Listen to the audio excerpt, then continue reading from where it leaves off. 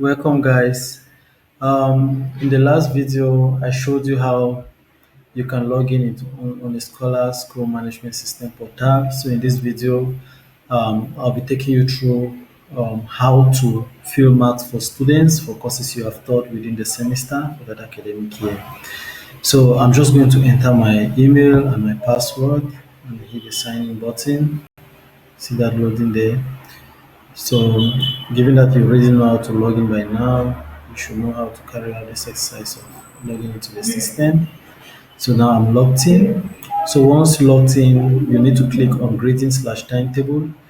Don't worry, my own interface carry much more things. Yours should not carry this many things. It's probably going to have just this grading slash timetable and maybe e-learning. So once you're on this interface and you have these two things, yeah, the next thing you have to do is click on grading slash timetable.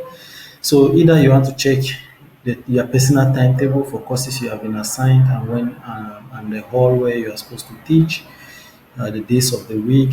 You can get it from this interface, and if you plan to fill marks for the courses you have taught, you can get it on this interface. So the first thing you'll see is the title of the page, staff courses, because this interface will load the courses you are teaching. I'm currently logged in as administrator, so a couple of things might be different. Like I have many more options here, but you would have fewer options. But on these filters, you see select academic year, you see select semester, you see select view. So if you intend to see your timetable, you select timetable. If you intend to fill marks, you select fill marks. So if you select an academic year on this drop down, and here you select a particular semester, and then you say fill marks. If you click submit, the system is going to pull all courses for this academic year and this semester, and a button against each course for you to fill marks for it. If you wish to see just your timetable, you select timetable instead, and then you click submit, and it's going to filter and bring courses for this semester, for this academic year, and you can print the timetable showing you the whole, the time of the week, the time of the day and the day of the week you are supposed to be teaching each course, and you can print it out in PDF.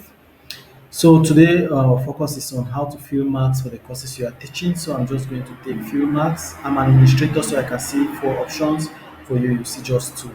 So I'm just going to select that, and then I'm going to pick a sample program here.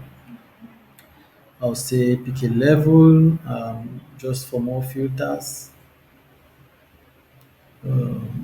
Yeah, so courses are loaded. So I'm just going to pick a sample course here.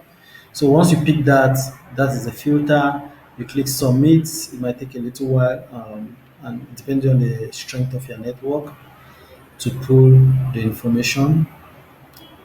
Okay, so this is just a filter. So you select these options for what you want to see, and then you submit. You might not see all these filters on your own interface as an instructor. So that was pretty quick. So now I have the course, network administration. This is the course code. The program is computer software engineering. The course is a compulsory course. Okay, I have the lecturer's name. I have the level, which is level 400. As you can see, I selected level 400.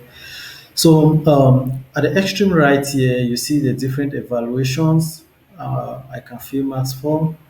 So here you see continuous assessment supposed to be on 30, examination is supposed to be on 70. So let's just say we want to fill marks for continuous assessment. You click on fill marks, the button here, fill marks. So that will load. So at the top here, you see computer software engineering network administration, second semester 2019-2020, and the level. So the first information you have to provide is the marked on. Marked on is the scale on which you graded the scripts.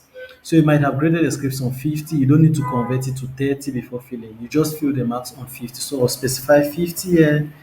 Then here you see the name of the students. Then you see an input box here for the marks. It's just like Excel sheet. So against this name, I'll put the marks of that student here, and then I go to the next student. So once you exit this box, it starts saving.